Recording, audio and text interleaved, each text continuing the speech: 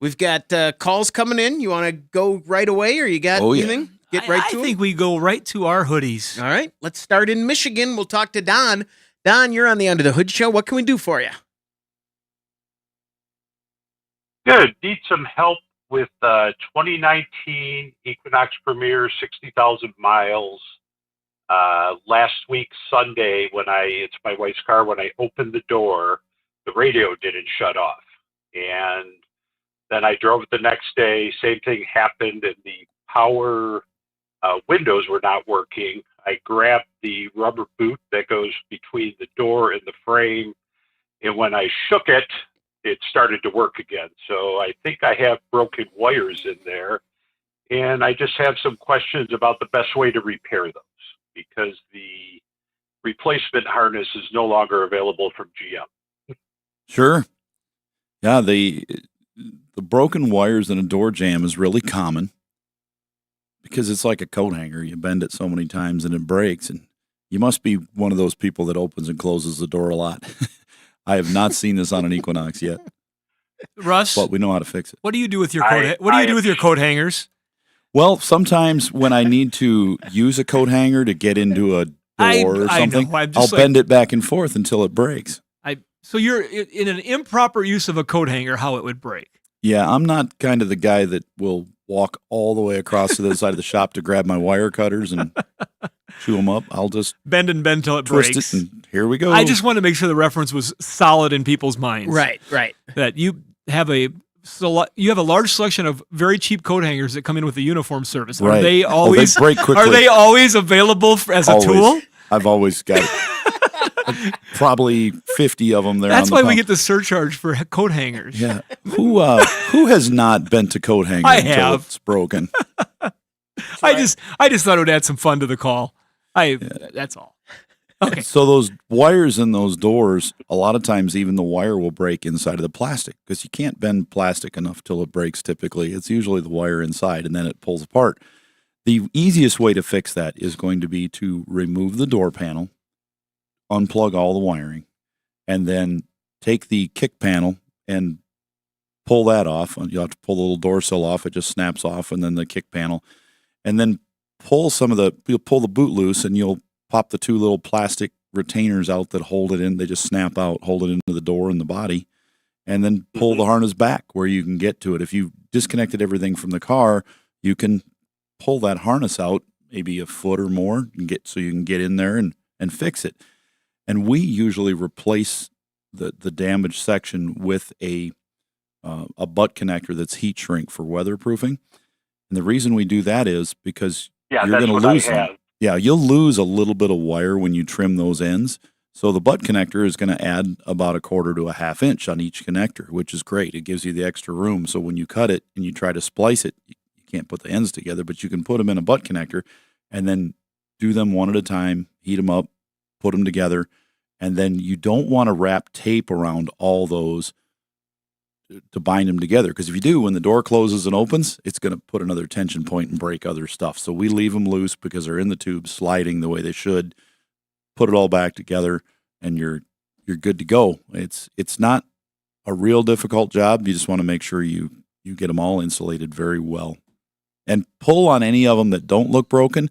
Just gently pull on them and see if the wire's broken inside of the rubber coating. And otherwise, they might look fine, but they're not. You get it all put together and go, oh, come on, now the speaker doesn't work, all that work. Yeah. Okay, so you think there's going to be enough wire there? I think so. The butt connector, because that was my concern if they got stretched out. Right. Okay, and then the other question I had for you, I could buy a new harness that the Premier has the memory door or the memory seat feature. That's the harness they don't make. Is it possible to buy a new harness and then just swap the wires over for the memory door? I would fix it. I would just fix it, because there's you could compare the two and look at the pins and all that stuff, but that's a lot of work. I think I would just repair the wires. If it makes it another 5-6 years and you have to make another repair, you could do that too. But I wouldn't go to the trouble of putting the whole harness in there. And when you get that other harness, I've seen some issues trying to get harnesses lately. You may not even get it may not work for what you're doing. Getting the exact number is the only way to do it. Don, I've got to just jump in here and think again. I'm past coat hangers now. Does the door in this car, 2019, sounds pretty new. It's 7 years old.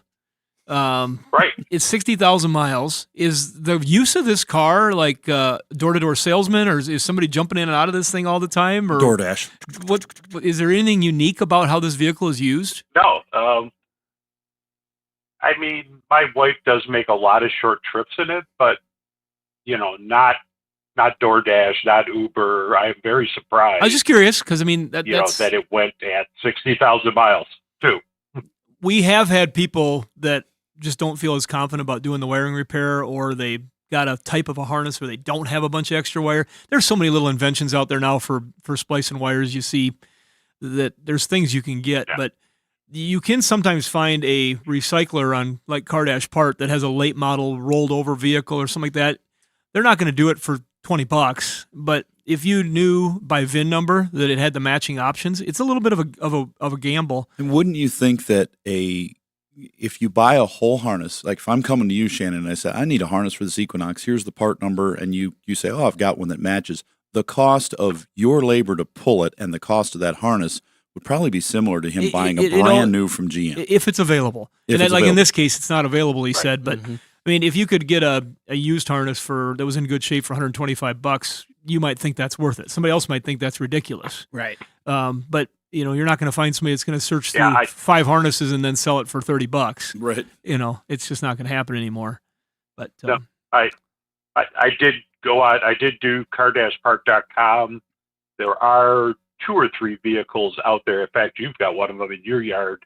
I don't know if you would pull the harness, but I just said I might for $125. Well, if my repair job doesn't go good, that's a cheap price. Well, and some of those the prices new are ridiculous. You look up some of those harnesses. Sometimes they're like, oh yeah, door harness, $87 is your cost. Other one's like $190, and then all of a sudden you'll get one. It's like $640. Like, what the heck? That doesn't work. And so what I'll do sometimes we get into a pinch. Sometimes we'll look up like a door window regulator and find out somebody that's got a door window regulator for sale that's still in a vehicle, and that tells me they've got a door for parts or a door glass. Right. And then you can see if it's got similar options and kind of go down that road. Yeah, I thought about going to a U-Pull-It yard to see if I could find one. Probably like I said, too new. It's been hard to find one.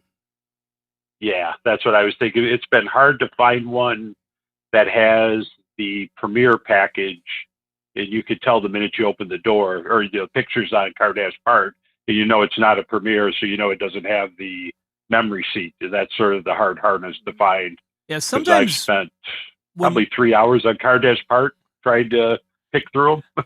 Sometimes when we have, like, our facility is a little bit unique here. What we do, we have a very hybrided facility, so there are times that we'll take, and when use the term crushing out a row in our full service yard, we'll take some of the late model vehicles that still got pieces left on them, and we'll put them into the self-service yard. So then you can see a 2019 end up in there. Otherwise, at the cost of that 2019 Equinox, it's very seldom going to end up in a self-service yard unless something like that happened, where we had a rollover and we got the drivetrain out of it and we really didn't need much else off it. We might rest it in our self-service yard for a little bit and let people pick away at it. But otherwise, probably newer than you'll ever find in most of the self-service yards.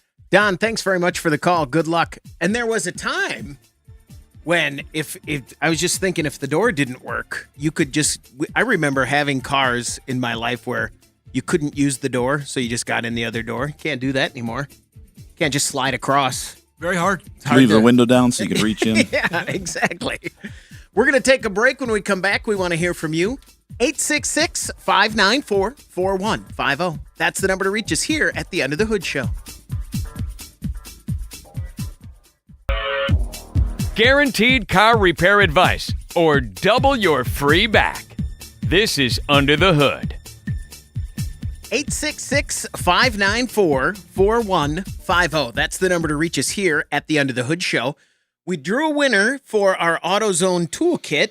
We did. On YouTube. If you go to our YouTube feed from last week, there were some comments there, and we picked a winner of the AutoZone toolkit. Die Hard toolkit. Yeah. Everybody could use one of those in your car. It's good to have a emergency kit in your car, and that's courtesy of Advance Auto Parts. It's you'll love it. 866-594-4150. That's the number to reach us here. What have you guys noticed in the last week? Well, some of the things that happen in our industry sometimes are kind of interesting. And there was a fire at the plant where aluminum parts are sourced for Ford, and it's been causing them a lot of problems. Sounds like a horrible smelting accident. It is a horrible smelting accident. But they are having a hard time matching demand for building trucks, and they've been trying to get that back on track, but it's also affected the repair market. And so right now, I believe it's 21 newer Ford F-150s. Fenders are on back order. Oh, and joy. so Scott, one of our top sales guys here that works with all the customers, he was looking for one for a shop that was trying to finish a vehicle, and somebody had a good one, and the price of that fender used they wanted like close to $1,500 for the fender that normally would cost $300 to $500, give or take. And so supply and demand is in full force. Wow. And so we see that every once in a while. During COVID, there was certain like the fan controller or the transmission controllers, that or Duramax trans controller. Yeah, some of those that they used to be like a $400 part, and the market drove them where people were selling them on eBay, us included, for $2,000, $3,000, $4,000. I bought one the other day for like $348. Yeah, it was like what? And there was like 5 in stock. Yeah, and that was not that long ago. No, that people were combing the country trying to find these parts because people broke down out of town. People couldn't get back to where they were going because that part was just simply not available. And when it's not available, the market will dictate price. So that's something that's interesting. I just hit my radar this week. And I'm like, you take the number one selling truck in America and you can't get a fender for it. That's unusual. I would think so. 866-594-4150. Let's talk to Lorenzo. You're on the Under the Hood Show. Lorenzo, what can we do for you? All right, check this out, man. Pleased to meet you. Thank you for having me.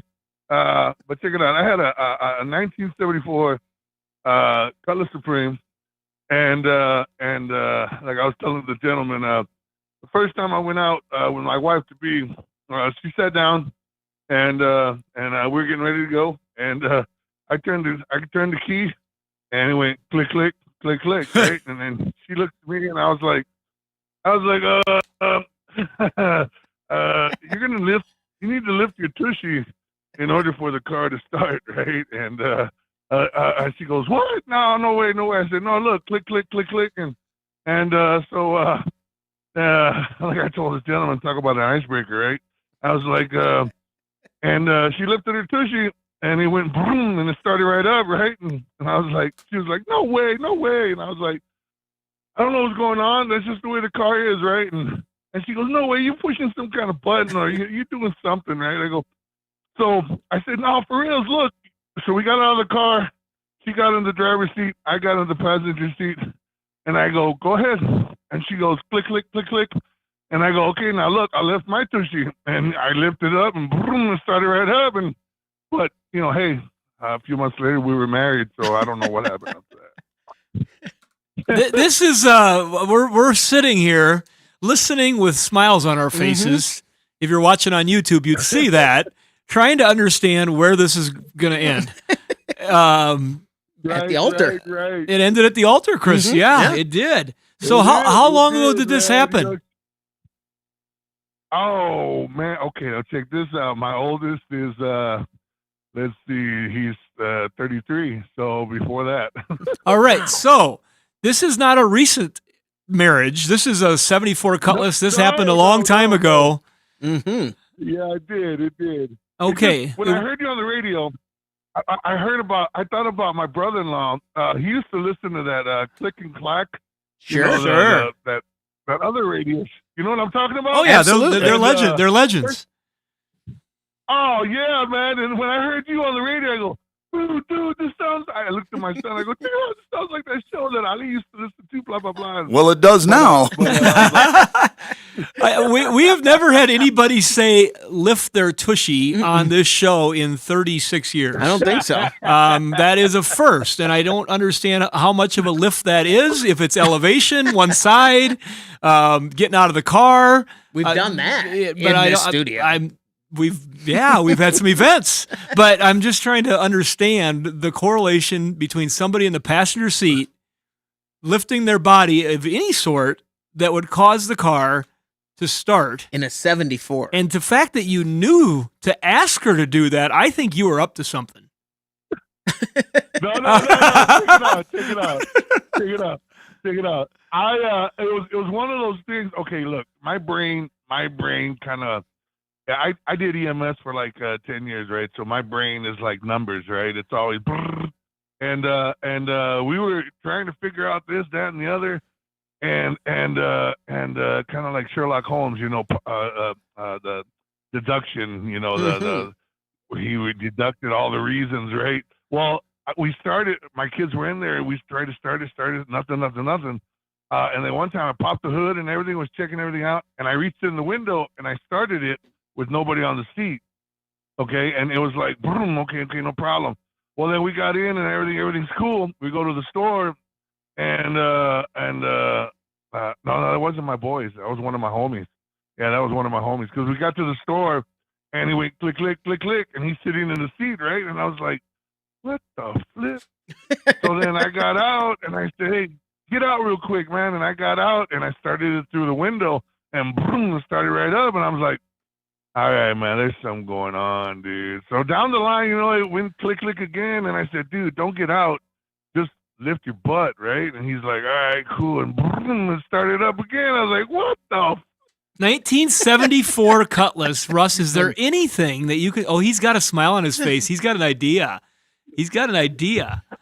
So... Yeah.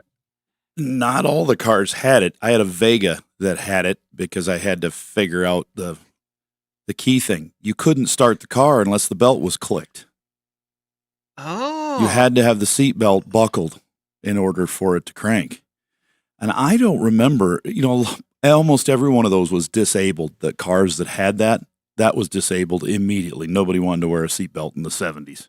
And 74 was the first year of the big body Cutlass. Yeah, so I'm just wondering if... Something was... I don't know if that car had... I'll bet it does. I bet it was equipped with the safety interlock, buckle the seatbelt in order to start it, and either somebody had messed with the wiring or it was broken. So if somebody was sitting on that, because those wires for the ignition system, the starter circuit, right there was a there. relay onto the dash, and then it had just a wire that ran under the seat. So when the key was in the on position, that relay would connect the circuit so you could crank it in the start position. The heavier wire was under the dash.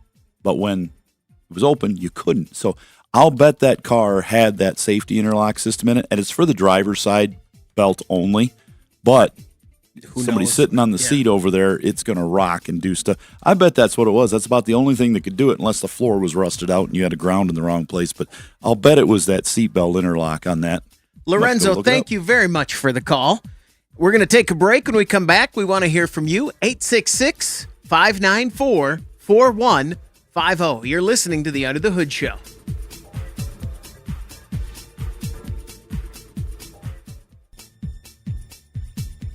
(866-594-4150). That's the number to reach us here at the Under the Hood Show. Don't forget, if you miss an episode, you can catch it wherever you get your podcasts, and you can watch the show on our YouTube channel.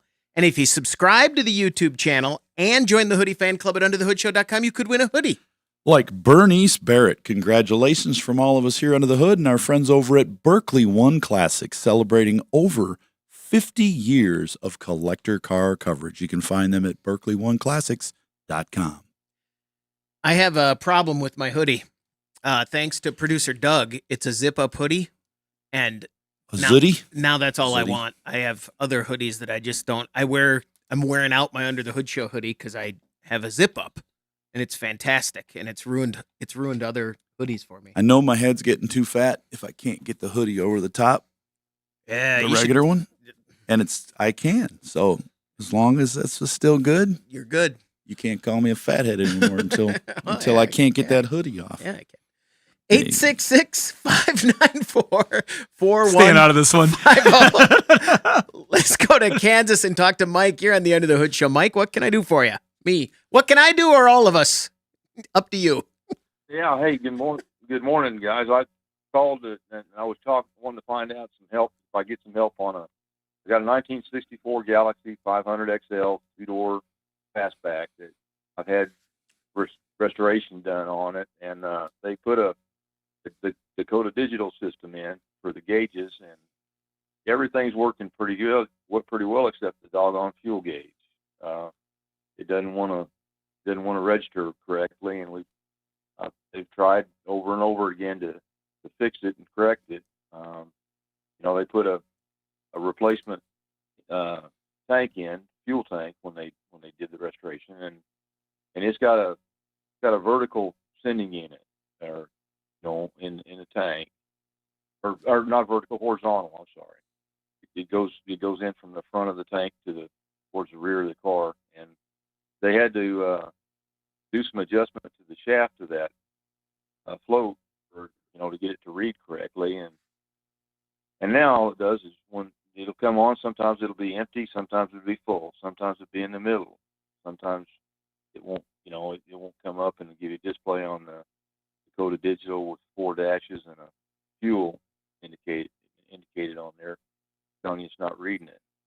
So I got to looking at the instructions more, and it said something about having a double ground, twisted together, double ground wire from the control box from the Dakota unit or Dakota Digital unit back to the tank, or to the fuel tank and the sending unit, and they didn't do that. I'm wondering if that could be the cause of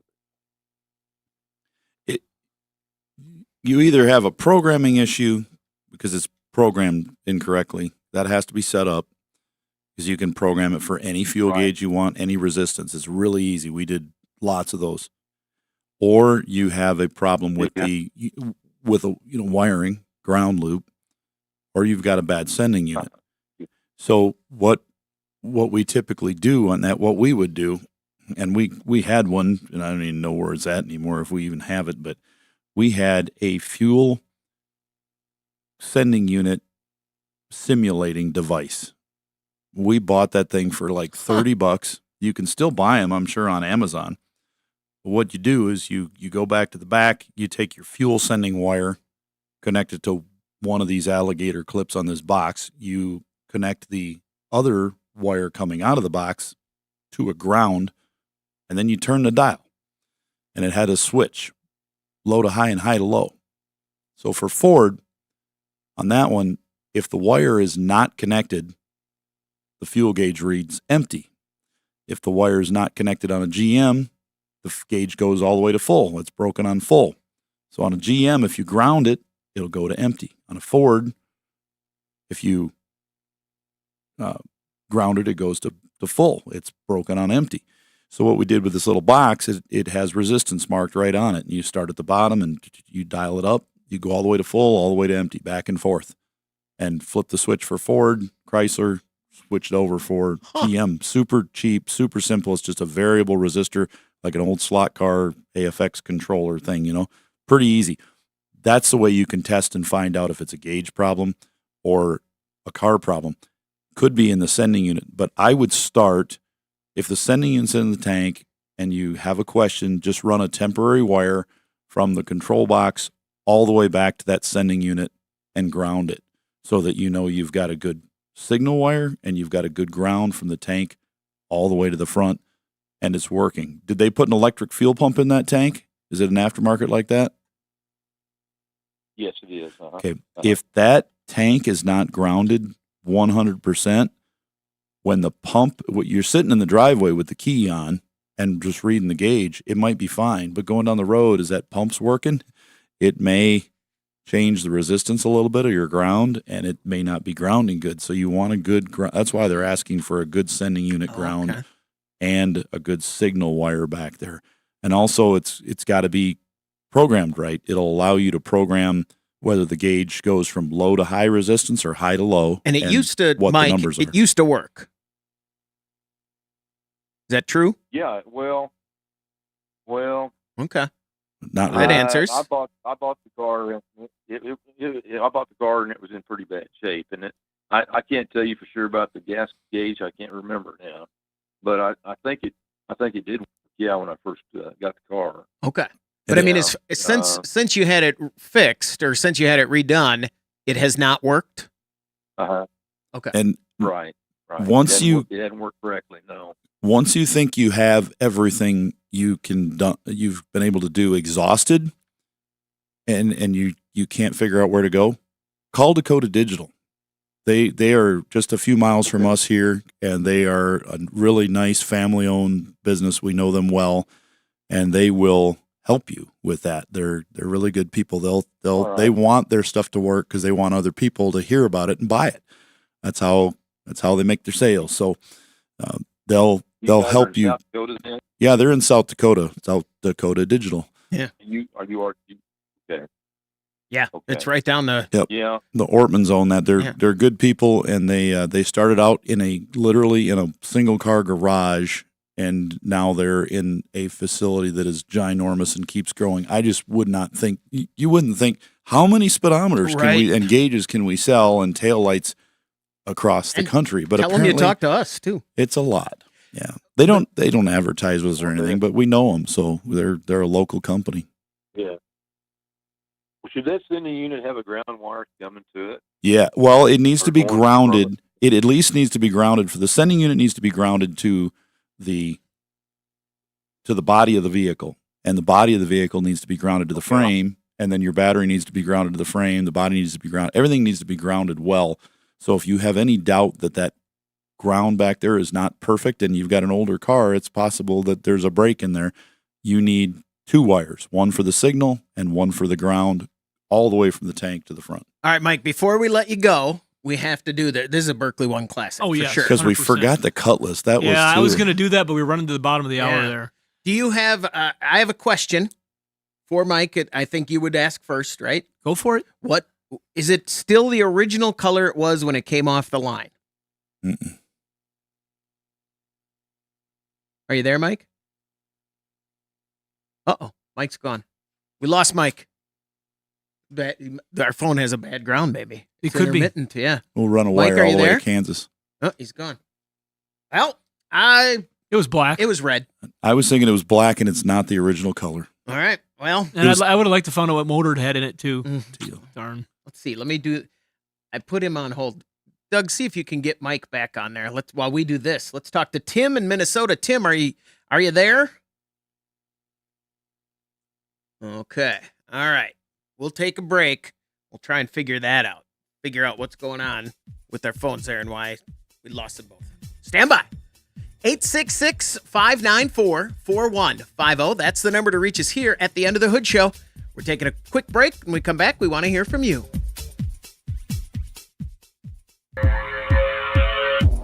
If your Band-Aid can is empty because you have so many dash lights on, you need to call Under the Hood. 866-594-4150. I have a question about weather. We're going from we've been in spring for the last month and a half. Then we went to winter. Now we're in kind of spring. We're going to summer for a day or two and then back to winter. Is any of that matter to my car? Not if it's in good shape, but Okay. if it's in poor shape, it's horrible. You're going to build condensation. You're going to have all sorts of issues going on. If you have a weak ignition system, because we talk about, if you listen to this show, you know what coils are and misfires. We talk about them all the time because it's a huge problem. If your coils are old and breaking down, you will actually get some condensation buildup down in those tubes. If they're in good shape, they'll be fine. But when they're not, now is the time where those misfires, I will get so many calls in the next 5 to 10 days from people saying, my car's check engine light's been flashing, it's running rough. And then it was good, and then it was running rough again. And I'll be like, oh, bring it in. And we're like, yeah, put some coils on it, some spark plugs. And it's like, you've never had these done. Yeah, I know. It's got 160,000 miles. Yeah, well, why fix it if it's Look not how broke? far I got. Right. And then they wonder, but people This don't week want to spend money. we're gonna I have understand.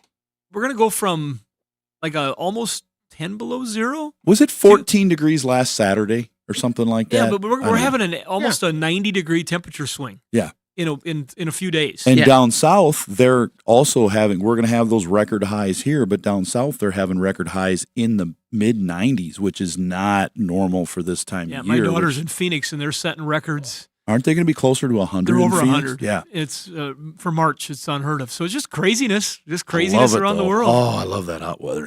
Yeah, I don't like the snow. I take that heat every day over the snow. I just cannot take anything under probably 60 degrees. It's not right. And I was reading a story about some of the amusement parks in Florida having structural problems because the weather they had over the winter. I mean, just recently, where they've gotten down to 15 degrees, or the coldest. There's whole parks that have been built that never have gotten as cold as it's been the last couple of It'll days. break stuff. Were yeah. they engineered for that temperature? No, most of the I'm from an area where they engineer stuff. They'll build things 12 inches underground or a little bit further for a footing. Where up here we're 42 inches because we can get frost. Frost footing, yeah. It could freeze that. Sometimes it'll freeze further than that, and you'll have your deck move or shift or something. But down there, if you hit a cold enough temp for a long enough period, you'll get below that. And if you do, especially if the ground's wet, it'll lift it. And you don't want a roller coaster. I would imagine those have some pretty sturdy footings just I would think for so. movement. But I guarantee you, they're more than 4 feet. But just general expansion and contraction. Right. You'll still have allow stuff for a move. certain amount, but what range do they engineer that Right. for? And things get wet. You get old wood coasters and stuff where the wood's wet. It never gets to that temperature, and then it freezes and gets cold. I mean, we're under the hood of everything here. We like roller coasters and anything that moves. If it's got wheels or bearings and electrical, we dig it. Right. Interested for Yeah. sure. That no, but the temperature swing this week, we went from having you better make sure your wipers are good because you can't see what's going on. Everything was 'Cause- frozen. And the super cold, it kept. This has quite been the variety. We live in the land of infinite variety, and we saw the infinite variety this entire time. That is for sure. What else has caught your eyes in the automotive world? I was watching, learning because I own one, a article that was on Autoblog on X, and they were somebody had done a more comprehensive long-term study on taking a Toyota Camry hybrid and comparing operational cost to a Tesla Model Y. And Okay. trying to take that initial, oh my gosh, look at the difference in cost between the electrical charges versus the gasoline charges. And well, this study took into account the insurance cost, the depreciation of the vehicles. Okay. It took into account the charging at home versus paying to charge at the supercharging stations, All right. and brought all this into account. And they had it down to cost per mile. And if you wanted to ignore a few things, the electric was still competitive Okay. beyond the hybrid. But once you started bringing in what you would consider all the factors, it equaled out in the long term of ownership. And it was quite interesting just to read Like I said, and they were getting it down to cents per mile. And not everybody's going to care as much about their depreciation or look Right. at it that way. Yeah. It's kind of an unfair argument when you look at your daily spend. But it was very interesting. It was on Autoblog, and it was a well done article, I thought. And they weren't on any agenda. It didn't seem like, because most of those you read, they seem like they're on an agenda to either Right. to bash the electric or push the electric, And or not even on purpose. it- Just they go in with a trying to attitude, break yeah. a thought. right. And it came down very equal in the end. And then once if you could charge it home and get some discounted rates and charge it off peak times, then you're still winning. I was going to ask this a couple of weeks ago. I thought EVs have been in mainstream for a while. How are the other parts of the vehicle holding up? Have you had anything come in with, I was thinking about No, struts and I have, wheels and I have wheel several bearings. friends that drive cars from Mustangs. Most of them have Teslas, but Mustangs and things like that. Mach-E's. Yeah. Nothing. They're like, I've put tires on these cars, and that's it. One of them put some brakes on their car. They were not using the off pedal brake assist and the electric assist. They'd just been driving it like a regular car because they didn't like the way it felt, like a golf cart when you let off and it would stop itself using the electric motors and recharge. They didn't believe in that, so they had to put brakes on it. But they had 130,000 miles on the car. The other ones have done absolutely zero to their cars as far as maintenance goes, other than the tires. And right away they had to put tires on them, and they were those low rolling resistance tires. Well, and you got that. They wear tires a little quicker too with the weight. And, Right. Yeah. And And the- one of them with a window And had the a window problem. acceleration. Yeah. One of them had a window problem in the Tesla where they had to get the window regulator repaired. It just stopped midway and was open for a month. They had it taped up. Was that a Model S? It Did was. you see one? No, I was Oh. when we were at Gruber Motors in Phoenix, where they do a lot of Tesla repairs. They specialize in the Tesla Roadsters. They're the Oh, premier, yeah. premier Tesla Okay. Roadster repair in the country. Plus, they do all kinds of Tesla stuff. I believe there was 5 of them sitting out front with taped up windows Yeah. because wow. of window regulator problems. So it just happened to be in that particular year range they had a problem. It wasn't anything that was like they'll fix them. They said Sure. we'll get them fixed. We know what to do. It's just something that is happening there. But the people that I know that have them too is the same thing. Is the maintenance has been very little, just not a lot going on there. I did see with in Tennessee the LG plant that was making the Ultium batteries. They had laid off a lot of workers because GM kind of took a different path, and of course with the changes, then it went ahead and went forward. But they've just recalled 700 employees to that plant. And those 700 employees are being recalled. And what they're going to do is they're going to start making the Ultium batteries for secondary storage systems. Okay. And so there's enough demand for that. I've mentioned maybe before on the air where the batteries we're removing from some of these cars are going to Redwood Technologies. And Redwood Technologies is using them in a new division that they have to make the data centers. Right. And so they're taking and storing the power from solar into the they've made a battery management system that can manage multiple different conditions of batteries and pull them together to power these miniature data centers that are being used for supercomputing with AI and other things. Well, and I read an article the other day that said too, everywhere here it's kind of stalled, but everywhere else, China, Europe, they're still going full forward, and the technologies, even though we're not seeing the advances in technology, they're still happening. They just haven't come back to us yet because the attitude has changed here.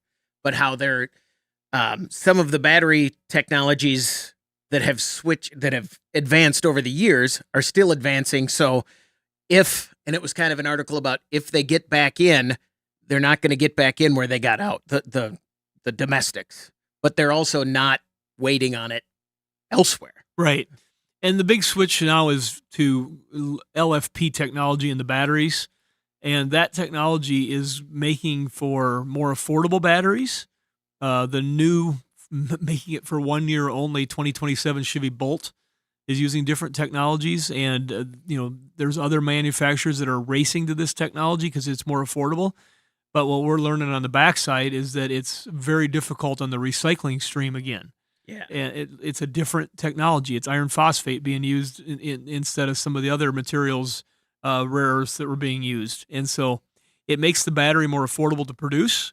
It makes the battery, because of the technologies they've came up with, more efficient, but it makes it a bigger problem for figuring out what to do with them when they're done, when the cars are wrecked or if their vehicles are needing to be recycled. We talked about this a while ago, but someone, I wish I could remember who, one of them, they've been able to recycle lithium ion into a new battery. They were able to make that conversion, and they said if they can scale that up, that'll be a game changer for those.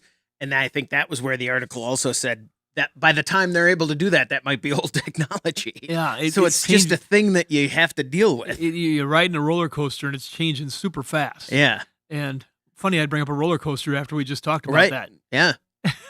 Yeah. Has your son, go back to the roller coaster thing, he works down there in the Disney parks as part of what he does.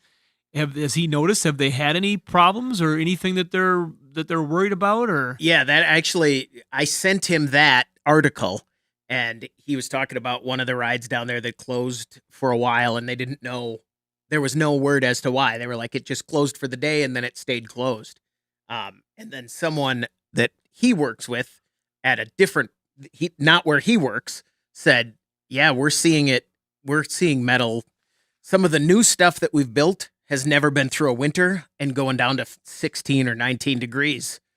We're seeing some issues with that, just like. So they need to carefully inspect the entire system, which I want them to. Yeah, and this wasn't even a ride. It was just their facility, just a regular facility thing. Like, I don't know if it was the vehicle or I don't know what it was. But he said, yeah, we're seeing issues with the cold snaps we had because they were so, one of them said, too, he thinks it's because it was so fast.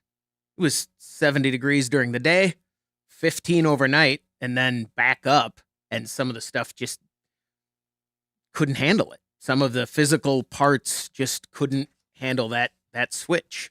So, well, you have that to consider.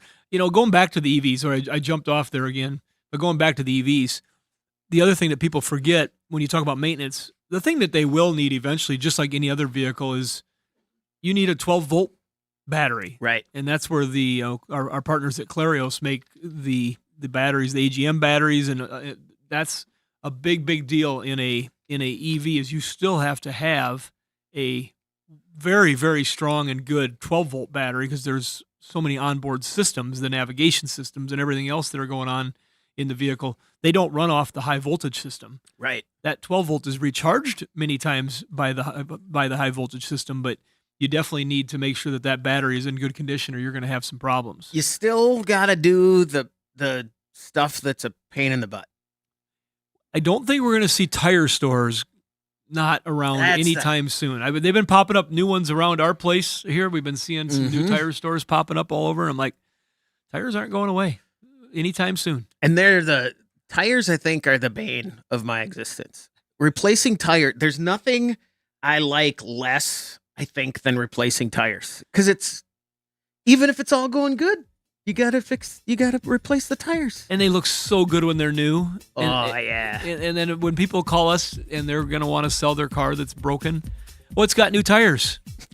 Sorry, that was 2 years ago. They're not new anymore. Right. They're half gone. And I remember once getting an estimate and going, well, but I just put new tires on it. Yeah, that's in the estimate. That includes these.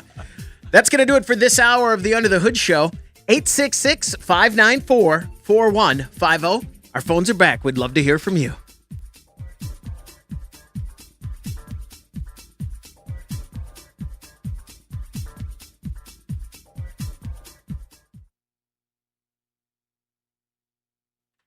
Mike, are you there? I sure am. You bet. The car is not the original color. Correct? The car. Well, the car. Now, we were talking about fuel tanks, what we was talking about. Right. No, sorry. Yes, we got you cut off here. Yes. Before we let you go, we want to find out if this is definitely a Berkeley One Classics. So let's find out. We're going to guess the color. Don't tell us what color it is, but it is the color it is now the original color it was when it was made? Yes, it is. Okay. All right. Now we can guess. I'm going red. I think the car is red. And I said black. Mm-hmm. It's greenish. Greenish. The green Ford Okay. Galaxy color. All right, Mike, what color is the car? It's red with a black vinyl top. Look at me. How about that? All Mike, right. thanks very much for the call. Are you set now? Are you got your you're all good on the fuel? What your next step is? Yeah, I think what I'm going to end up having to do probably is go ahead and call Dakota Digital about it. But, you say that electric fuel pump, if it's not grounded correctly, it could cause. Yeah, that's why you run another wire. Run a ground, just a temporary one from the back to the front. You can even get yourself a long set of jumper cables and clamp one to the sending unit back there to one of the metal lines coming out, and then clamp one up there at that box and see if it works. Mike, thanks very much for the call. Good luck. You're listening to the Nordstrom's Under the Hood Show with the Motor Medics, Shannon Nordstrom and Russ the Super Tech Evans. Shannon is an ASE engine and parts specialist, and Russ is an ASE Master Certified Technician with extensive factory drivability training. The Under the Hood Show is heard weekly on this and other great radio stations. With Russ Evans, this is Shannon Nordstrom, thanking you for tuning in to the Nordstrom's Under the Hood Show. Have a great day, and remember, PTLA. The opinions heard on this program, based on the many years of experience of Russ and Shannon, are offered for entertainment value and as a guide to your repair needs. No guarantee to repair or cause is given or implied. Always check with your favorite certified technician and follow all safety procedures before attempting repair. The Nordstrom's Under the Hood Show with the Motor Medics is reproduced and distributed by Prairie House Productions.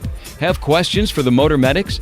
Call our 24-hour toll-free number, 866-594-4150. All content of the Under the Hood Show is the property of Nordstrom's Incorporated.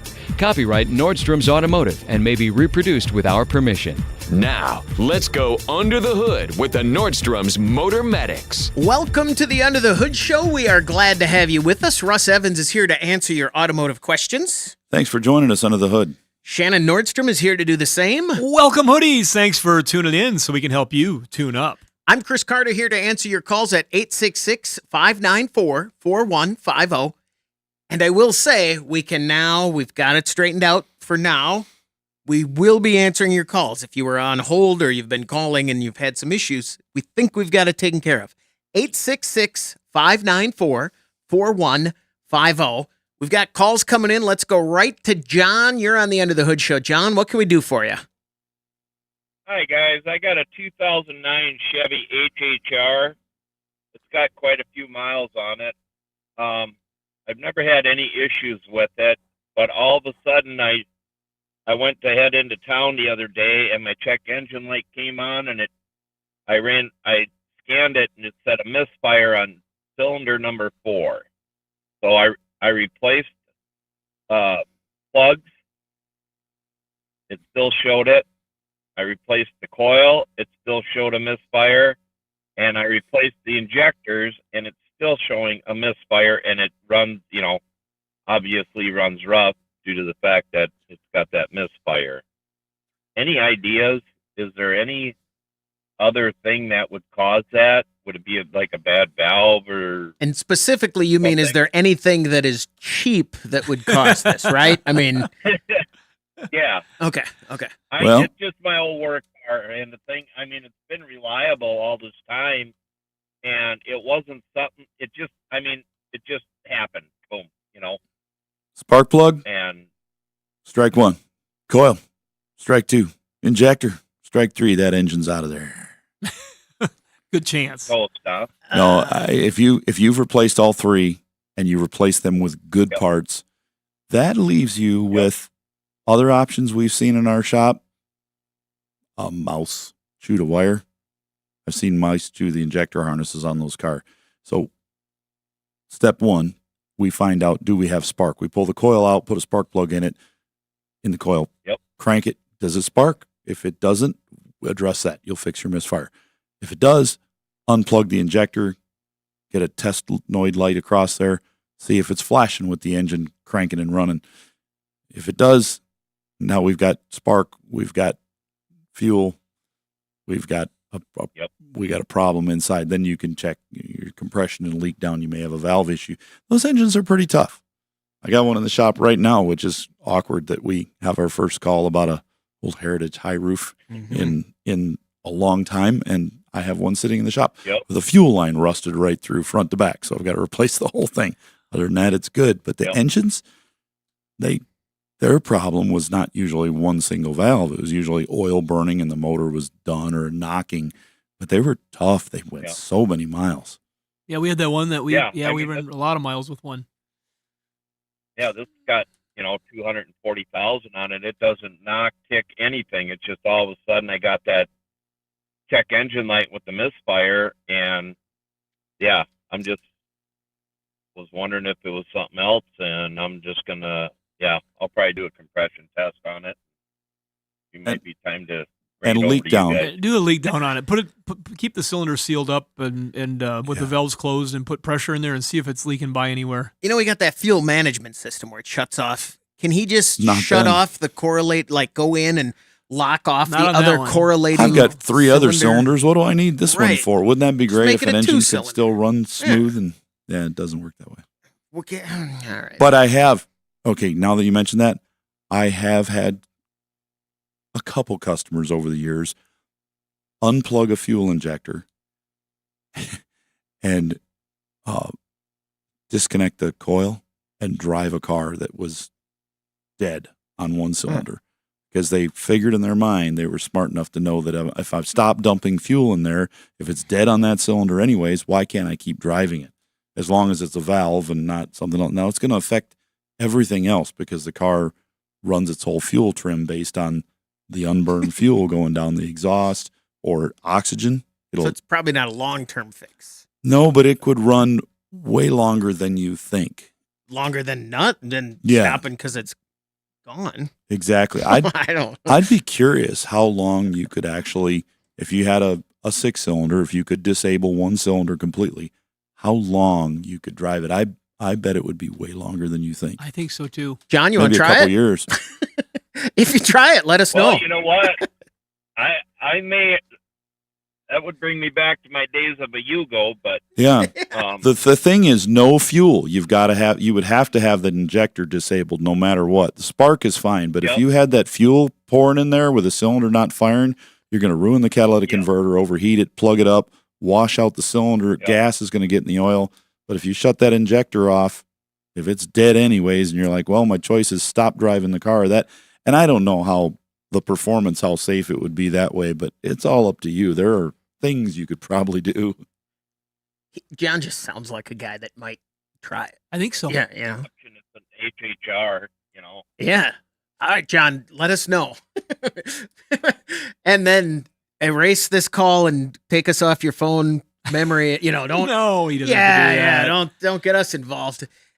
Yesterday, Russ, ironically, you say you have an HHR in the shop. Do you know who stopped to visit me yesterday? The people that own the HHR? Dwayne Walk. Oh, yeah. And Dwayne Walk won an HHR as a resurrected ride, as a fundraiser for Muscular Dystrophy Association. Stopped to see me after he was here. The car didn't. But that he won an HHR that we gave away. And that's how I got to know Dwayne. And now that's how we get. Now he's a good friend, and he has been he's quite the ambassador for Hope Haven. Oh, sure. And Hope Haven does an amazing ministry of helping people with wheelchairs in Africa and other places. And he was out stumping for them yesterday, and we got a chance to talk. It was good to see Dwayne. But he won an HHR, ironically. So 866-594-4150. Let's talk to Paul. You're on the End of the Hood Show. Paul, what can we do for you? Hi, I got a 2018 GMC 1500, and I thought I've heard before that some people run, it's not flex fuel, but some people run E20 in their pickups. Is that advisable or no? Yeah, people do it. I mean, people do it all the time. I know some people. E30, E20, E15. I know a guy.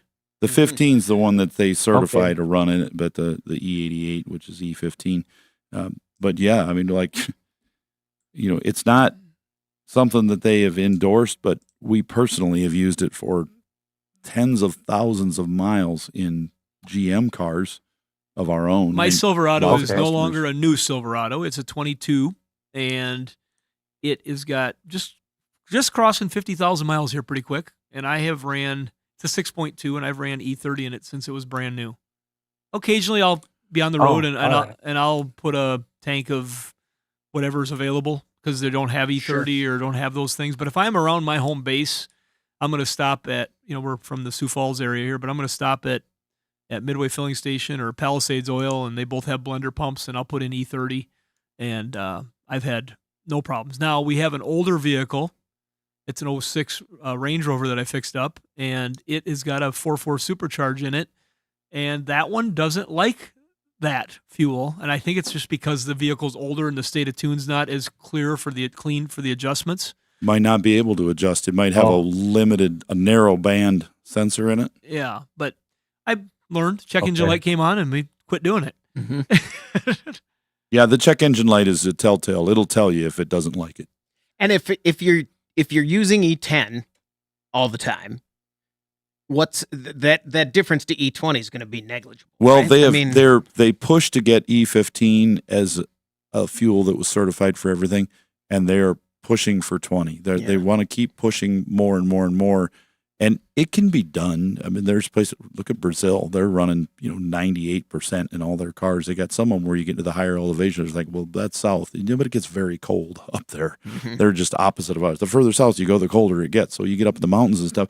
Those cars have to have gasoline injection to start so they can run on their alcohol because they've set up their economy that way with alcohol in these cars, which is great. Whatever. And the corn, a war's never going to upset the corn. Well, it could if it was here in the United States. But, if the corn comes from here and it goes to your car, it's easier than hauling it in a barrel from somewhere. So they'll try.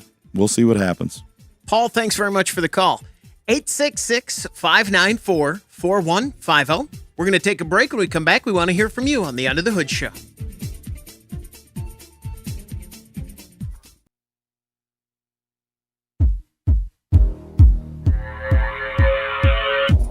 If your Band-Aid can is empty because you have so many dash lights on, you need to call Under the Hood.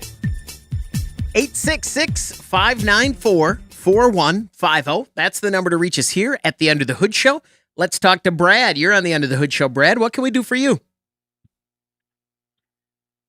Good morning. I've got a 2012 Subaru with two unfinished projects.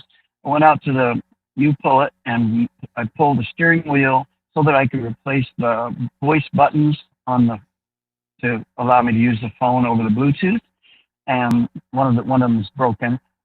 And I also had a side mirror that was broken on the right-hand side. Is it wise for me to try to do that steering wheel pull myself and replace it with the other one? And how would I repair that side window? I'll take it off and put the new one on. Let's start with the mirror. I'm trying to think on that Subaru. I think it's a pretty easy operation. I think on the Subaru, some cars have got the mirror. Some vehicles, like some trucks now, the mirror is mounted down low on the door. It's in the body of the door. Whereas that Subaru, it's in the sail position. It's like right where the angle of the A-pillar comes down to the base of the where the wing window used to be. Yeah, and so that mirror is mounted right there.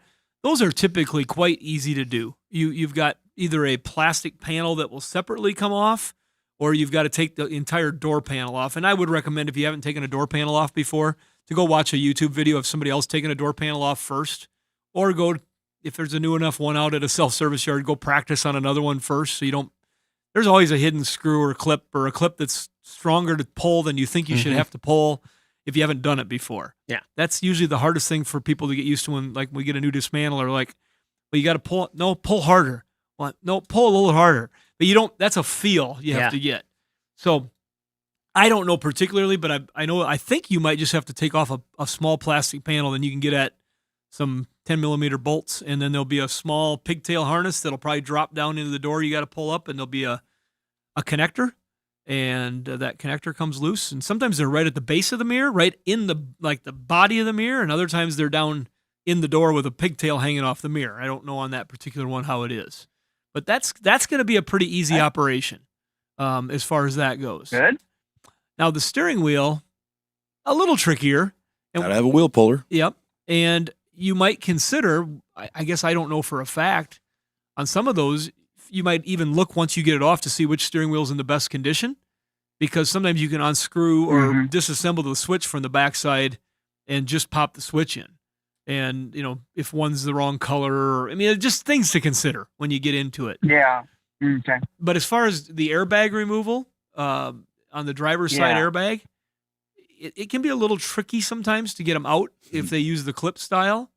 There's So you're saying that they need to be removed in order to do that? In order to get the steering wheel off, you have to remove the airbag. Yeah.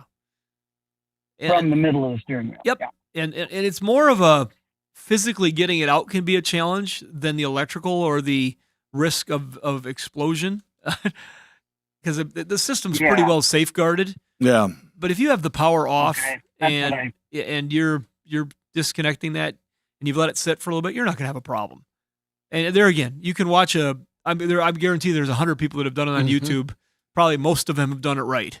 Well, here at our recycling facility, since Dave Underberg, we have never had an airbag accidentally go off for some reason. That was a car that had a fire on it. So that was pre SRS systems with multi modules. Yeah, we had one of the mechanical ones on a Jeep go off one time too. They used to be called a mechanical bag. Mechanical, and then the other one though was like from the 80s, wasn't it? Like 86 or 7? 86 or 7, first year of an airbag in a Topaz or a Tempo. Yep, it was not the regular air. So as far as modern day airbags go, let's say from 2000 on, we have or 1990 on up, dismantled thousands, and we've never had one just go off on the shelf or anything like that. We had another event. I'm just thinking of things that happened, and it was because one of our dismantlers had taken the airbag control module and unbolted it from the floorboard. Right. Don't tip it over. And he moved it while everything was still connected to take the connector off. He set the airbags off. Yeah, that's a different story. Yep. But that's so airbags are pretty safe in most cases, unless you're cutting wires. Yeah. Yeah. So the days of, that's just what disconnecting I really needed one. reassurance about. Yeah. It's just not as far as just if you take one out of a dash and unplug it, the second you unplug one, as you're pulling the connector apart, before it comes apart, it moves out about 1/8 of an inch, and 2 little metal bars clamp on each side of the airbag connector inside, shorting it across so it can't get any static discharge. Okay. And by the time the wires disconnect from the wires in the bag, they have already shorted together, preventing any kind of electrical discharge. So if you wanted to get in there and try to physically set the airbag off, if you connected wires to it, it's just going to spark. You have to remove the tab or plug a connector into it. The last 4 that I've done, Russ, I've still unplugged and plugged from the passenger seat. Yeah. There's no reason to, but just out of the way. It can be nerve-wracking on ones that are operating properly. We had some of those Hondas that just went off. I know a guy at a dealership had stuck. We did a story we were talking about where he stuck his hand through the steering wheel, through the hole in the steering wheel, to start the car. Don't tell the story. Well, we've told it before a couple times, but I know to start it because he was changing the oil, but he stuck his hand in there and turned the key on. As soon as he turned the key on, the airbag went off, and he was injured pretty bad. It was surprisingly it wasn't worse, but didn't lose a hand, but he broke some bones. But it's like, why did the airbag go off? For no reason. And they did a recall on a lot of those modules and replaced them, but that wasn't a huge thing either. It was, very, very, very, very rare. Yeah.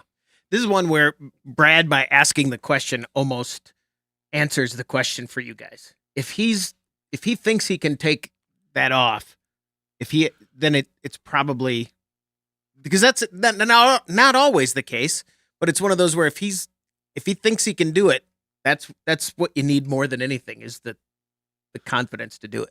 There are some vehicles too that the switches on the back in the steering wheels can be removed without removing the steering wheel. On some of them, there's some that they hold in with pressure. That's you just pop them out of the front, that's like a some YouTube of the Fords. thing right there, right? Exactly. Brad, go search 2012 make sure. Subaru switches and see what people are doing. Thanks very much for the call. Good luck. 866-594-4150. Let's go to Texas and talk with Show. Daniel, what can we do for you?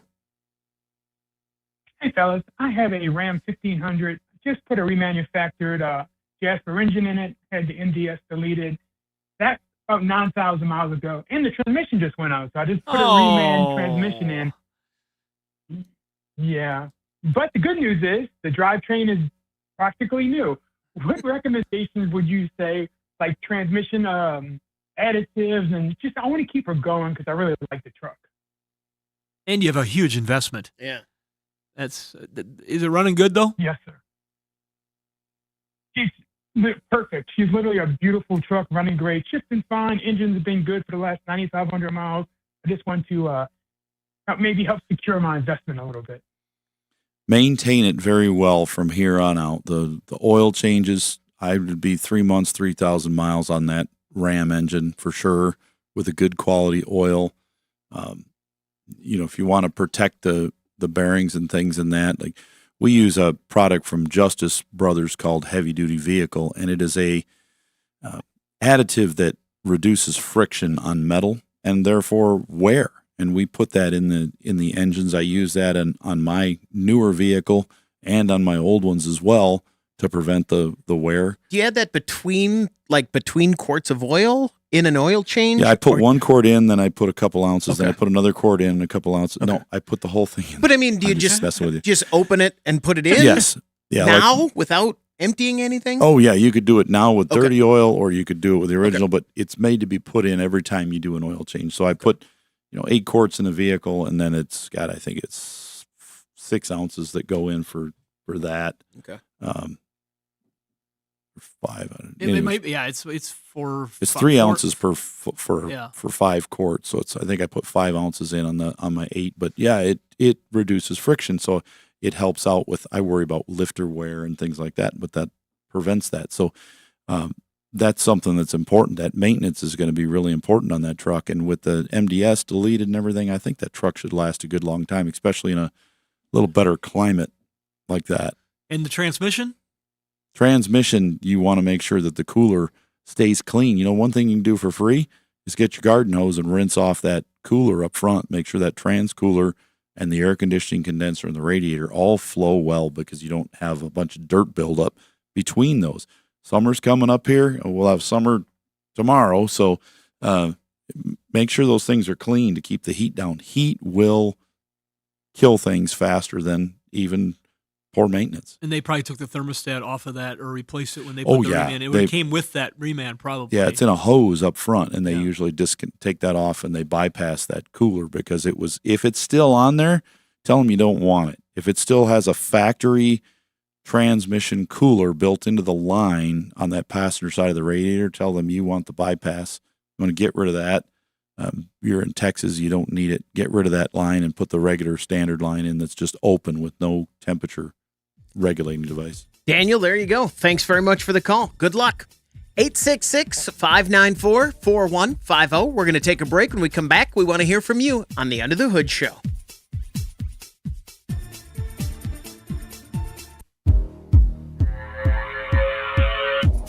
With over 2,000 episodes and over 200 stations, Under the Hood has the knowledge to make your car feel good. This is Under the Hood. 866-594-4150. That's the number to reach us here at the Under the Hood Show. Don't forget, if you miss an episode, you can find it wherever you get your podcasts, and you can watch the show on our YouTube channel. If you subscribe there and then join the Hoodie fan club at underthehoodshow.com, you could win a hoodie. Like Louis Corello, congratulations from our friends over at Berkeley One Classics. They're celebrating over 50 years of collector car coverage. I got to get a collector car. You do. Yeah, I do. Especially now with the nice weather coming. Ooh, I feel it now. I feel it a lot. Let's talk to Wayne in Minnesota. Wayne, you're on the Under the Hood Show. What can we do for you? Good morning. I'm Wayne. I have a 2019 Chevrolet Silverado pickup. I bought it new. It only has 20,000 miles on, a little over. This has happened about 3 times where most recently, I backed it out of my garage, left it sit till the afternoon, went to put it back in the garage, and engine starts, but the transmission will not engage, not in reverse or drive. I left it sit out overnight, tried the next day, same thing. That afternoon, pushed it back into the garage, which I do have some heat in there. The next day, it starts up and moves fine, and that's been about 2,000 miles ago. I have a question before we get into it. Is that if you have a 7 or 8 year old vehicle with that low of miles, is that something that makes you worry about that? Yeah, a little bit. If Okay. it's not driven a lot, you could get some condensation buildup in there. It might have some moisture in that fluid causing the valve body to stick. If it got warm and it worked fine and it's worked ever since, and you drove it a little bit and it warmed it up, burned that out of there. Yeah, it's sometimes when you don't now- drive it enough, it can freeze up. The other time it happened was in the summertime, so that was not a. That's not a fluid freeze up. issue then, for because it's impossible to freeze. But one thing these do have in common: those transmissions we see a lot of issues with them. A lot of issues. No matter the miles, we've had a lot of valve body problems with those transmissions. So they can be fixed, but Do you have the 6-speed automatic or the 8-speed automatic? Do you know? I've got the 8-speed. There you go. That's the one with the problems. So the valve bodies, they've had some issues. Your next step in this is going to be to take it to a transmission shop, tell them the description of what happened, and make sure you tell them it's happened in the summer when it's hot just as well as the winter, and how it came back. And they'll probably go in and look at that valve body. They may even want to just replace it with an updated valve body, and if they can get one, some of them have been back ordered. So That's not what Wayne wanted to hear, Russ. no. At all. No. So checking Chevrolet bulletins, I find no technical bulletins on there. Do you know if there's been a part number change on that valve body? They or- updated their valve bodies on these that had the problem, but I don't know if there was a part number change. They just, as they came out, they said, "Here you go," and this one's fixed. I think that now, Wayne, you said it's right now working good, right? Yeah. As it always has. Yes. Like I said, this has only happened on 3 occasions that it's done that. The other time in the summer when it was not freezing temperature out there, I just left it till the next day and then it worked fine. So this unit does not get hardly any short drives on it. Like I said, I bought it new. It's probably about half the life it is called a snowmobile trailer or a boat trailer. Shouldn't affect it at all. So it's longer miles on it as opposed to a lot of short trip driving. I would be inclined to tell you to have the transmission inspected by a transmission shop. Tell them what happened. They'll probably inspect the fluid. It is 7 years old now. Mm-hmm. It might not be a bad idea to have them replace the fluid and put a conditioner in there, and just see if things are going to be fine. No matter what, do that. Because that valve body issue is because of they'll get just the tiniest amount of material in them, and then they get finicky. They start not working right, and it's just very frustrating. But it could be that you had something that's passed now. It's maybe passed through the valve body, and so I would have them inspect it. Change the fluid. Replace the fluid and put a conditioner in there, and I would just keep on going because you don't need to. I don't want you worrying about it either, Right. but you don't need to spend $6,000 when it's working good. That's what Wayne wanted to hear. That's what he wanted to hear. But if they get an inspection done and they look and they say, we pulled your pan, we looked at your fluid, we got debris, we got problems, there's material, or there's a material now, we know that the material, even if it was leftover slag from when it was new, that's probably gotten into the valve body, and that's what's causing those occasional problems. But let's just hope, like a kidney stone, it's went through and it's passed. Seriously. Yeah. I don't know Because why. we're talking tiny little passages inside these things and electronically controlled. And when they don't work, they just decide that it can be like that irritating little piece of popcorn skin that you get up in your gum there. And you sit there and you pick away at it, and all of a sudden you suck it out and you just spit it out like, ooh, it's like brand new. 866-594-4150. Wayne, thanks very much for the call. Good luck. Let's talk to Dan in Connecticut. Dan, you're on the End of the Hood Show. What can we do for you? Yes, I have a 2015 Hyundai Sonata with the 2.4 liter engine. Recently went into the dealer and the engine light was on. He replaced the camshaft actuator and the idle was fine, but as I accelerate 30 miles per hour, it seems like the throttle's sticking and the warranty is up on it. So I don't know if I should bring it back to him. I know the engine has a lifetime warranty because it could seize. So I'm trying to hold on to it. Just a couple things are triggering in my mind as you talk about this. 2.4 liter. 2.4, yeah. Class action. Yeah. I didn't realize they were doing that for a lifetime. I know they're doing it for a long time. It might be your lifetime. I thought it was 150. Yeah, there we go. Yeah. There we go. That's some people can fly past that 150 in a hurry. That's why it's probably a lifetime for you. I have 88. Yeah, that's probably a lifetime for you. 35. Yeah. And well, they usually do put a time on there too. They'll say 5 more years or 150. I mean, you definitely want to check into that. And some dealers were doing lifetime There's some of for them the still doing original that. owner. Yeah. Still selling If you follow- vehicles with that. following their maintenance plan and doing certain things. But that cam actuator, that shouldn't make the throttle No, it shouldn't. seem like it's holding. And there's nothing in there I can think of that you would have to touch in order to do that portion of the engine. Like you're not going to take off this that could affect that. So I think it's a separate type Is thing there that you're going to anything have looked at. that it could be that could feel like that you can, Not really. Okay. Except the floor mat stuck under there. I'm going to push this thing down harder. Maybe. Oh, yeah. That could be. It's my wife's car. Oh, it happens. I drive a Buick. I get people, people are really in tune when you do things. We do a lot of engines, a lot of transmissions and things like that.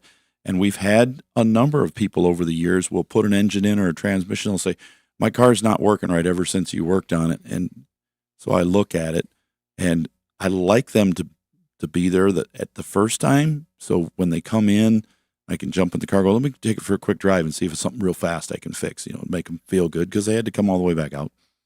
And a lot of times, be like, oh, and I pull the floor mat out and said, look, I fixed it. But if they drop it off and it's there for a day and I look at it and I say, oh, it's just the floor mat, how do they know if it was really just the floor mat? Right. But it's great when you can but the look on their face sometimes when you just pull the floor mat out and say, there's your problem, they're like, oh okay. Or if you reach in, if someone you work with, their car won't start and you reach in and put it in park and then tell them to try. That's my favorite. That's my favorite. I like that one. Oh, it happens. But yeah, that is. I've heard. I'm sorry. No, go ahead. I've had a replace on this, and I had the warranty. 2 valve cover gaskets leaking oil. It doesn't seem to have the compression, the power that it did at 35,000, and I changed the oil religiously. And I noticed at the end of the dipstick a little darker, like sludge, maybe. When I changed it, I just changed it when I had that service done at 2,000, just to be on the safe side with that engine. Is there anything And I put synthetic in. to be adding to it? Would you do anything that way, Russ? No, but that oil changes, frequent oil changes are really important on that engine. They have it's oil system failure. Things start to get gummed up. And I will say, though, if you feel like there's something causing your throttle to hold, let's not speculate exactly what it is, and you can't see anything restricting it, please go in and get an inspection done. Just to make sure there's not something that's out of place. If that valve cover's been off twice, there's different things that have been done under the hood. Is something left wedged? Just have somebody give it an inspection because you just don't want to have any problems with these newer systems. There's been accusations and there's been investigations, but it's going to be the most unusual thing in the world if a throttle were to stick.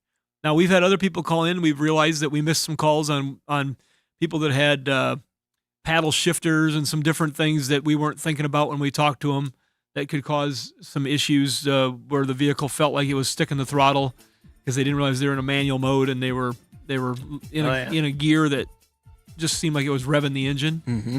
But other than that, if you think there's something doing that, please get it back in there and let them look at it just to make sure. Dan, thanks very much for the call. Good luck. 866-594-4150. We're going to take a break. When we come back, we want to hear from you.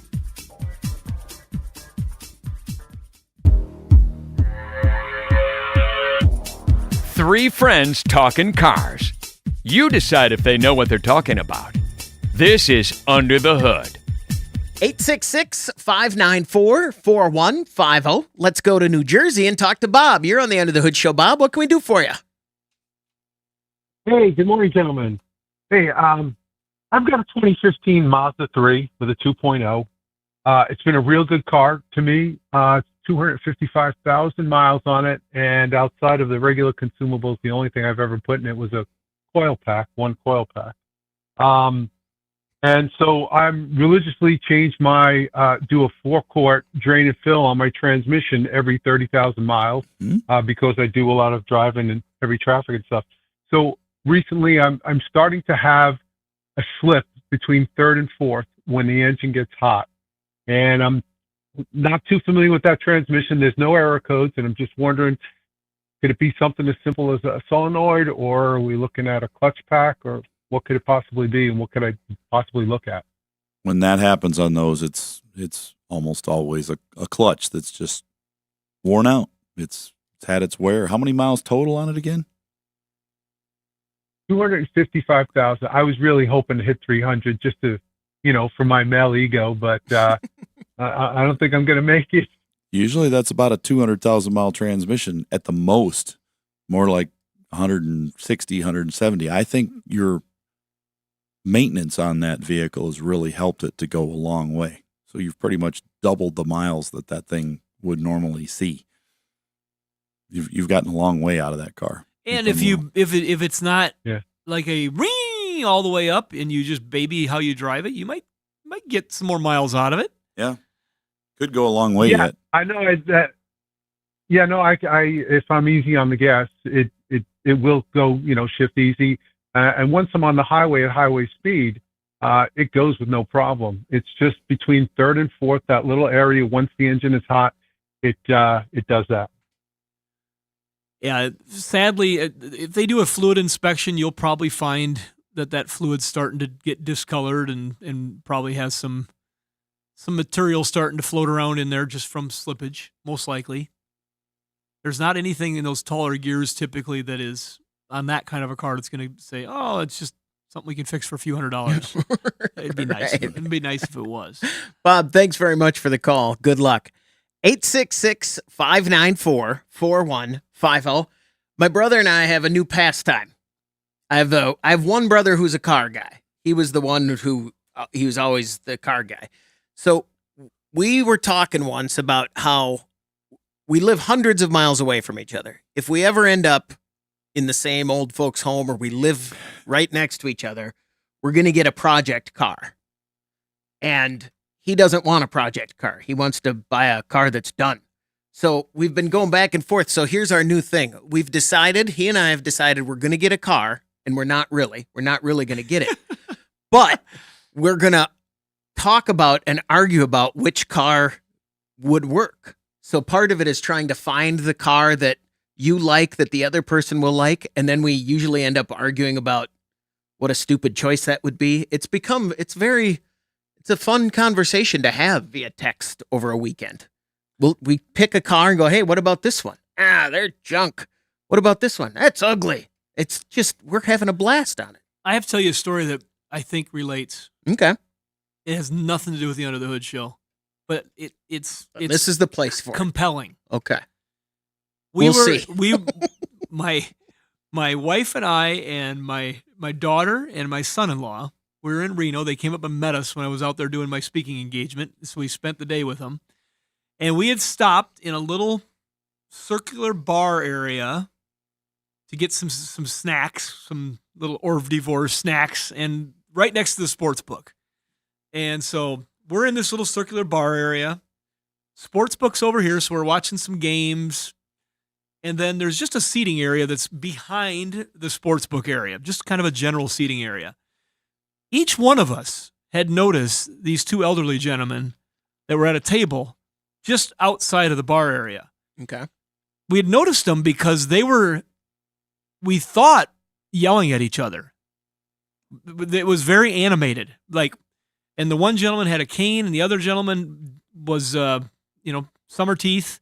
And they were just, and to the point where we were worried that there was going to be fisticuffs. Mm-hmm. Trying not to watch it. This was at 2 p.m. We were there for a while. It continued. We were there for a bit. We came back later to watch the Timberwolves game because they had it on in the sports book. They were still there, going at it. And as we were sitting there, I couldn't take it anymore. And I told my family, I got to go find out what's going on. They're either arguing over a jilted lover when they were young, or they're talking politics, or I don't know what it is. And so we had all kinds of theories. Nobody wanted me to go talk to them. They're all embarrassed. When I got up to leave, my son-in-law actually left because he couldn't believe I was actually going to go over there and talk to these complete strangers. Oh, yeah. But my inside track was two of my vendor friends from the industry were sitting right behind him. Okay. And they didn't know that I knew. So I got up to go talk to the said arguers because that would be something I would do anyway. For sure. And so I walked right by the arguers and I sat down next to my friends from, I think they were from B Parts, a vendor that sells parts on the internet. And I looked at him, I said, hey, you're right behind these guys. You watching them? Oh, yeah. So I go, what are they talking about? They said, everything. They said they are talking about everything. And they had been sitting there for about 2 hours. Mm-hmm.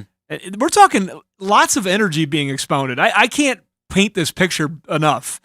And so we're like, okay. And I never went and talked to them. And so then by then my family's like, they were at ease because I didn't actually go talk to them. Right. But I had the information I needed. It wasn't a jilted lover. It was everything. I thought one of them stole the other one's wife when they were 20 years old and they just finally met, to discuss it or something like that. So we leave. We go out for dinner. We leave and go downtown Reno. We go out for dinner and we come back. So now it's 9 o'clock at night. And when did this start? 2 p.m. is the first time we saw them. Okay. So we come back and we're going by that same area. I'm like, think they're still there? I'm like, nah. We turn the corner. They're still there. And they're still going at it. It's you and your brother arguing about the car. But they're just, the arms are moving. He's got to, and so I at that point, I couldn't take it. I went over there and I sat down next to him and I started talking to him and we got pulled in. My wife came over eventually. My daughter came over. My son-in-law, he sat in the back. He still didn't want to get involved. Sure. And we talked to them and they had political opinions. They had religious opinions. We talked about chess. And a chess tournament that they'd been in, and one is a vicious chess player, and the other one will take you to the end and then just let you win because he wants to teach you. And then there's this radio show. Under the Hood is the best. No, the Click and Clack, they were the best. No, Under the Hood. So we got engaged. I ended up, Doug, all of you will appreciate this. We gathered hands in a prayer circle, and I prayed with them in the middle of the casino. These guys were amazingly crazy guys that were on track with most of the things they were talking about, but they couldn't agree about anything, so they were arguing about everything. But it wasn't argument. It was like trying to get their point across with animation. And the one guy was just taking it. You know what? It's you and your brother, I'm guessing. Yeah. And Yeah. it was something to behold. And then so they had got there, we found out, at 9 a.m. They had been there 12 hours. And they said, oh, yeah, we'll be back tomorrow. We come in here all the time. And they were saying the casino pays us to be here. And I'm well, they must have been doing some gambling or something. One had a drink, the other one didn't. Mm-hmm. It was something. It was something. I had to tell that story to somebody. But yeah. I've been there when you've done things like that. Oh, yeah. And I encourage it, except you'll always you won't let it go. Like if I say this is what they're arguing. If I had a guess, if we were talking about what they could be arguing about, and you were like, I'll go find out, I'd be like, yeah, go find out. You're a guy who will go over, find out, and then call me over to either prove it one way or the other. You wouldn't let me go unscathed. I like in facts. It. I like to get right to Yeah. the horse's mouth. And whether it was, that is one thing, whether it was you or me that were right, you would make sure that I got the uncomfortableness so you couldn't just let me go unscathed. Yes, I would. Right? Yeah. Right? My daughter and my wife came over voluntarily, and my son-in-law, he was okay to let us tell him what happened. Sure. And I'm surprised you didn't go get him and bring We him tried. over. Yeah. We waved him in, but he was watching some basketball games. He loves basketball, so he was fine. He was pretending he didn't know you. He was fine. Yeah. That's going to do it for this hour of the Under the Hood Show. Thanks to everyone who hung with us during our phone problems and stuff and stuck with us and helped us get in here. 866-594-4150. That's the number to call. And you can call that number anytime and leave a message. We might call you back. If you want us to, we'll call you back when we do the show on Thursday mornings. 866-594-4150. And don't forget, you can always find us at YouTube. Anywhere you get your podcasts, you can find us there. We'd love to have you join us here on the Under the Hood Show. For Russ Evans, Shannon Nordstrom, and producer Doug Mashik, I'm Chris Carter. Thanks for listening to the Under the Hood Show.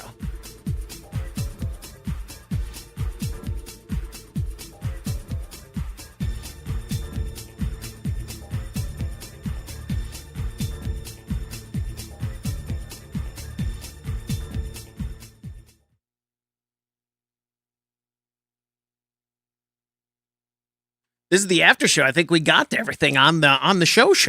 Yeah.